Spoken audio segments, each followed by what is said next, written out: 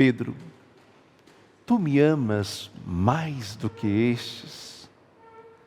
E responde Pedro por 3 vezes, sim, Senhor, tu sabes tudo, tu sabes que eu te amo. Queridos irmãos e irmãs, hoje é domingo, dia do Senhor, da ressurreição, dia de renovarmos o amor que de Cristo recebemos. Como ovelhas pertencentes ao aprisco do Senhor, felizes nos encontramos ao redor desta mesa, simbolizada talvez hoje por Jesus à beira do mar, na terra firme, o que ressuscitou, que prepara para nós ali pães e peixes assados, que nos ilumina com a sua palavra e aquece o nosso coração, que fortalece o nosso corpo, o nosso espírito, o nosso ânimo, com o seu corpo, com o pão partilhado sobre este altar, com o seu amor derramado sobre todos nós. A liturgia de hoje nos convida a contemplar a nossa realidade de igreja. As primeiras leituras nos lembram da igreja itinerante, a caminho, a igreja da terra, né? E aí está a grande beleza dos apóstolos que testemunharam a ressurreição de Jesus Cristo.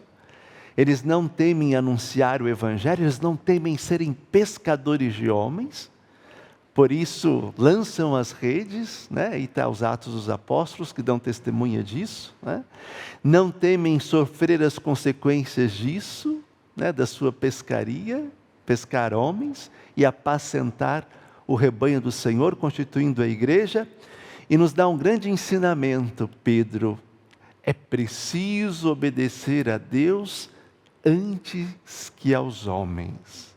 O grande segredo está nesta obediência, porque obediência a Deus significa não subjugar-se, submeter-se a Deus, mas simplesmente responder o amor de Deus com amor, porque é o amor que nos impede de praticar o mal, é o amor que tira o pecado do mundo, porque o amor é Deus. Esse é o grande segredo, a obediência. Foi pela obediência que Cristo nos salvou. E Pedro ensina isso a nós, mesmo que custe a sua vida, mesmo nas tribulações. A segunda leitura do Apocalipse de São João já nos lembra da igreja triunfante, a igreja do céu, é uma liturgia celeste. Está lá o Cordeiro imolado, Jesus Cristo, sendo louvado, né, no meio do coro dos anjos, dos anciãos, para dizer que esta igreja peregrina que somos nós, caminhamos para esta igreja celeste, na qual Jesus se encontra, e lá se encontra todos os santos. Oxalá, desejamos também o nosso Santo Padre, o Papa Francisco, e todas as pessoas de bem, do amor, que testemunharam Cristo Jesus, que já partiram desta vida e gozam da ressurreição dos mortos. Por isso, minha gente, enquanto igreja peregrina, somos chamados a olhar para esta igreja do alto, para onde também nós caminhamos. Mas para isso é preciso sempre estarmos num constante processo de conversão para permanecermos no amor.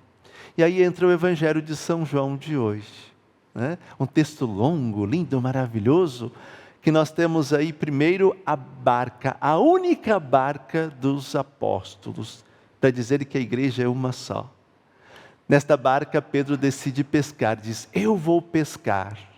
E os outros em comunhão dizem, também nós vamos contigo. Esse é um dos segredos da nossa fé, estar juntos, unidos e não separados. Porque quando fazemos as coisas em comum, quando nós estamos juntos, rezamos juntos, né, atingimos a perfeição, é a força, é o poder do amor, da comunhão que deve existir entre nós. Na barca tinha apenas 7 discípulos e não os 11 naquele momento. Mas o 7 indica a perfeição, né?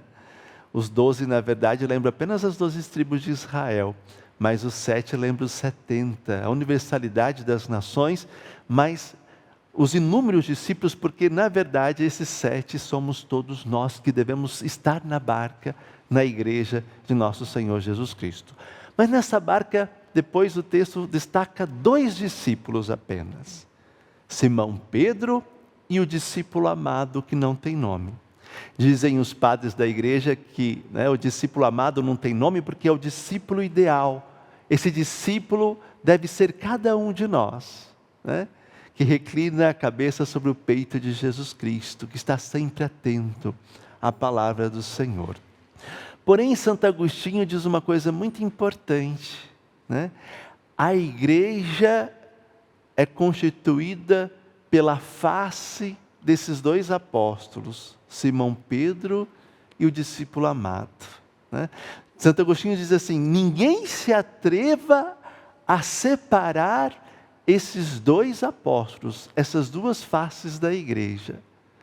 Pedro, que simboliza o serviço, o ministério, a igreja sempre em atividade, e o discípulo amado, que representa o amor, o contemplativo, a igreja orante. São duas realidades de uma mesma igreja. Ora, isso é tão importante para nós no momento oportuno, porque no próximo dia 7 começa o conclave. E quantas pessoas já começam a dizer: eu gostaria um papa assim, um papa assado, gostaria de um Francisco II, um João Paulo III, um Bento XVII. Ora, nós temos que estar abertos ao Espírito Santo, que vai suscitar aquele que não imita o outro. Ninguém é igual, Como Simão Pedro e o discípulo amado são diferentes um do outro, também os papas são, porque eles são importantes ao seu tempo. Só depois de uma longa caminhada, talvez no final da vida, nós vamos entender a importância de cada papa, sua história. Então, não adianta ficar planejando, escolhendo este e aquele. Deixa Deus escolher, porque aquele que vem em nome do Senhor. Interessante que, veja só, esses dois discípulos, Simão Pedro e o discípulo amado, eles, como eu disse, aparecem profundamente nesse texto. É o discípulo amado, como sempre, que reconhece o Senhor. Ele que percebe que era o Senhor que estava à beira da margem.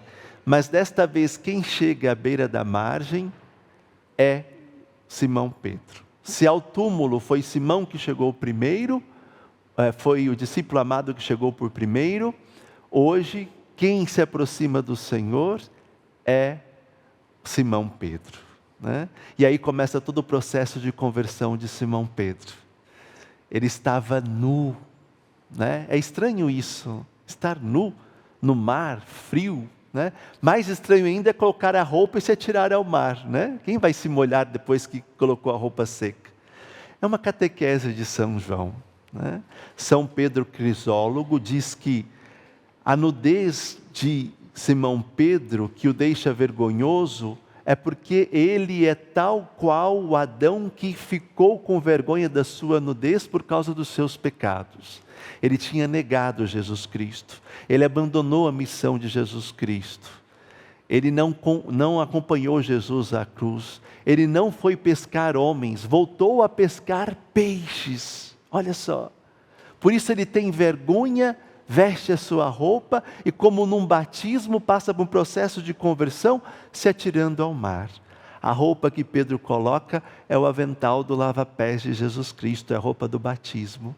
Agora Pedro entendeu que é preciso obedecer a Deus antes que os homens.